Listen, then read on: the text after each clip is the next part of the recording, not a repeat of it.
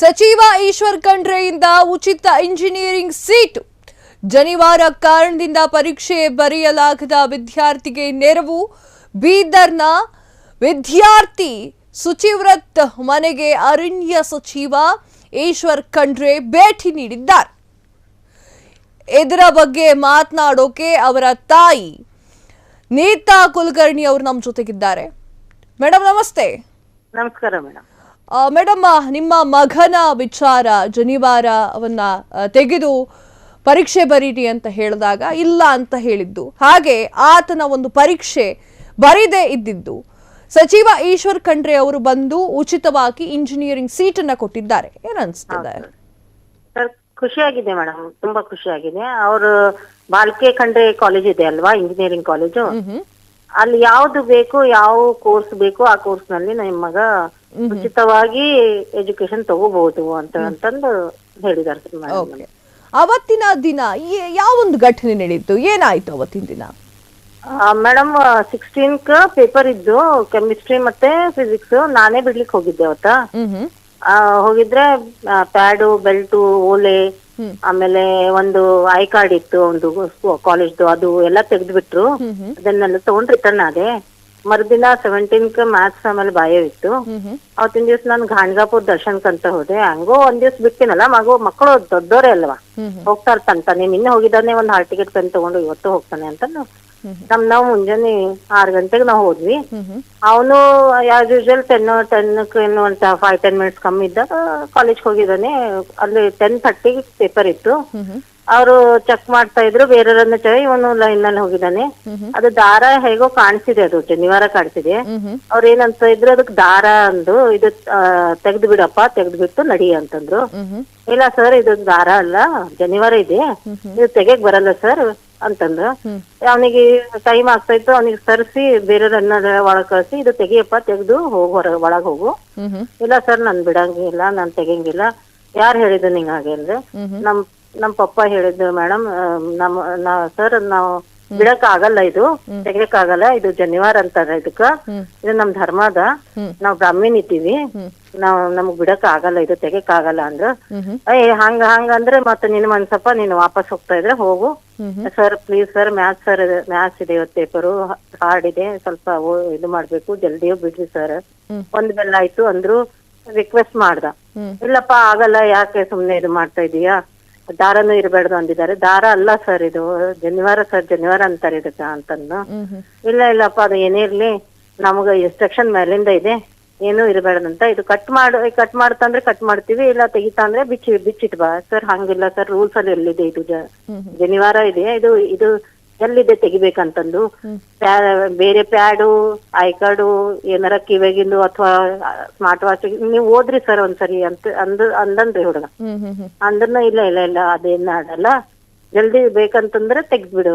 ಇಲ್ಲ ಸರ್, ಹಂಗ್ ಮಾಡ್ಬೇಡ್ರಿ, ಎಷ್ಟು ಕೇಳನ್ರಿ. ಒಬ್ಬ ಸರ್ ಏನಂದ್ರ, ಯಾರಿದ್ರೇನಲ್ಲಿ ನೀನದು ಜನಿವಾರ ಅಂತ ಹೆಂಗಂತಿರೋ ದಾರ ಅದ, ಮತ್ತ ಅದು ಮ್ಯಾಲ ಹೋಗಿ ನಿನಗ ಒಂದ್ ಆನ್ಸರ್ ಬರಕ್ ಹೋದ್ರ ನೀ ಅದಕ್ಕೆ ಏನಾರ ನೇಣ ಹಾಕೊಂಡ್ರೆ ಹೆಂಗ, ಎಲ್ಲರೂ ಮತ್ ಪರೇಶಾನ್ ಆಗ್ಬೇಕಾಗ್ತದ. ನೀ ತೆಗೆದ್ ಬಿಡಪ್ಪ, ತೆಗೆದ್ಬಿಟ್ಟು ಹೆಚ್ಚಿಗೆ ಮಾತಾಡ್ಬೇಡ ಅಂತಂದ. ಆಮೇಲೆ ಪ್ರಿನ್ಸಿಪಲ್ ಕರ್ತಾರೆ. ಪ್ರಿನ್ಸಿಪಲ್ ಸರ್ನು ಅದೇ ಅಂದ್ರ, ನಮ್ಗೆ ಏನ್ ಮಾಡ್ಲಿಕ್ ಬರಲ್ಲಪ್ಪ, ಇದು ತೆಗ್ದಿದೆ ಸರ್, ಪ್ಲೀಸ್ ಸರ್ ಅಂತಂದ್ರು. ಅವ್ರದವ್ರು ಒಳಗ್ ಹೋದ್ರು. ನೀವು ಹಂಗೆ ನಿಂತು ಒಂದ್ 5-10 ನಿಮಿಷ ನಿಂತು ಅಂತ ರಿಟರ್ನ್ ಆಗಿದ್ದಾನೆ ಮೇಡಮ್ ಮನೆಗೆ. ಮೇಡಮ್, ಈಶ್ವರ್ ಖಂಡ್ರೆ ಅವರು ನಿಮ್ ಮನೆಗ್ ಬಂದು ಭೇಟಿಯನ್ನ ನೀಡ್ತಾರೆ. ಆ ಒಂದು ಸಂದರ್ಭದಲ್ಲಿ ಅವ್ರು ಏನ್ ಮಾತನಾಡಿದ್ರು ಅಂತ? ಅದೇ ಅವನಿಗೆ ಹೇಳಿದ್ರಿ, ನೀ ಅಂದ್ಬೇಡ್ಬಿಟ್ಟ, ನಾವ್ ಇದ್ದೇವೆ ಒಂದ್ಸರಿ. ಅವ್ರಿಗೆ ಟ್ರೈನಿಂಗ್ ಕೊಡ್ಬೇಕಾಗ್ತದ. ಅವ್ರಿಗೆ ಅಧಿಕಾರ ಕೊಟ್ಟಾರ ಅಂತಂದ್ರೆ ಏನೋ ತೆಗಿ ಅಂತಾರೇನೋ. ಓಲೆ, ಸ್ಮಾರ್ಟ್ ವಾಚು, ಕಿವ್ಯಾಗಿಂದು ಅಂದ್ರೆ ಏನಾರ ಮೈಕ್ರೋ ಅದು ತಂದು ಅವ್ರ ಕಿವ್ಯಾಗ ಇಟ್ಕೊತಾರೇನೋ ಅಂತಂದು ಕಾಪಿ ಮಾಡ್ತಾರ. ಈ ಉದ್ದೇಶದಿಂದ ನಾವ್ ತೆಗಿ ಅಂತೇವು. ನಾವ್ ಧರ್ಮದ ಸಲುವಾಗಿ ಅದು ತೆಗಿ, ಇದು ತೆಗಿ ಅವ್ನ್ ಹೇಳಿದ್ರು. ಮ್ಯಾಲಿಂದ ಅಧಿಕಾರಿಗೆ ವಿಚಾರಣೆ ಮಾಡಿ, ಈಗ ಹಿಂಗ್ ಮಾಡ್ಬೇಕಾ ಬೇಡ ಅಂತ ಒಂದು ಮಾತು ಅವ್ರು ಆಡ್ಲಿಲ್ಲ, ಕೇಳಿಲ್ಲ. ಬಹಳ ದೊಡ್ಡ ತಪ್ಪದು.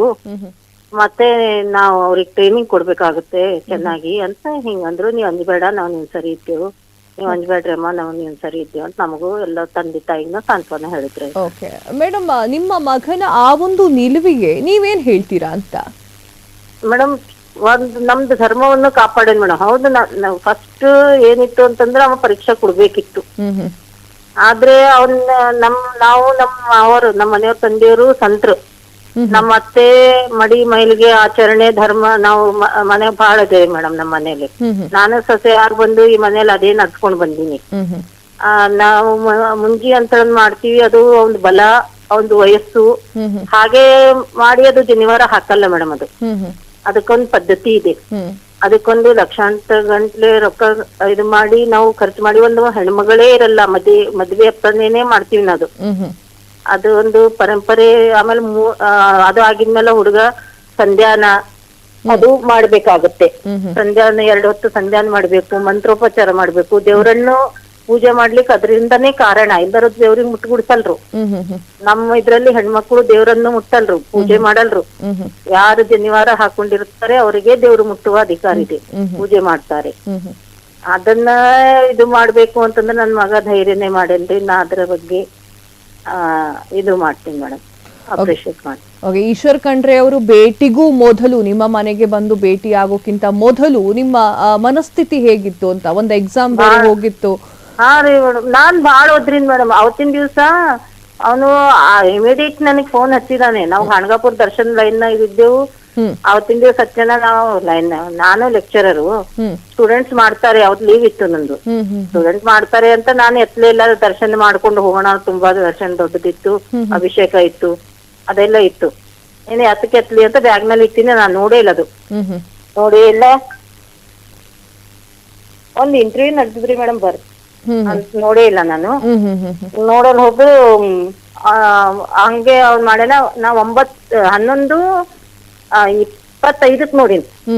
ನೋಡಿ ಏನಾಗಿದೆ ಬಿಟ್ಟ ಅಂದ್ರೆ, ಫೋನ್ ಯಾಕೆ ಎತ್ತಿಲ್ಲ ನೀನು, ಯಾಕ ಏನಾಗ್ಯದ, ಎಕ್ಸಾಮ್ ಹಾಲ್ನಾಗ ಬಿಟ್ಟು ನೀ ಸರಿ ಫೋನ್ ಮೇಲೆ ಮಾತಾಡ್ಲಿತ್ತೀನಿ, ಏನಾಗ್ಯದ ಅಂದ್ರೆ ಜನಿವಾರ ಸಲುವಾಗಿ ನನಗ್ ಎಕ್ಸಾಮ್ ಬಿಡುಗುಡ್ಸಿಲ್ಲ, ಅವ್ರು ತೆಗಿಗುಡ್ಸಿಲ್ಲ ಅಂತಂತಂದ್ರು.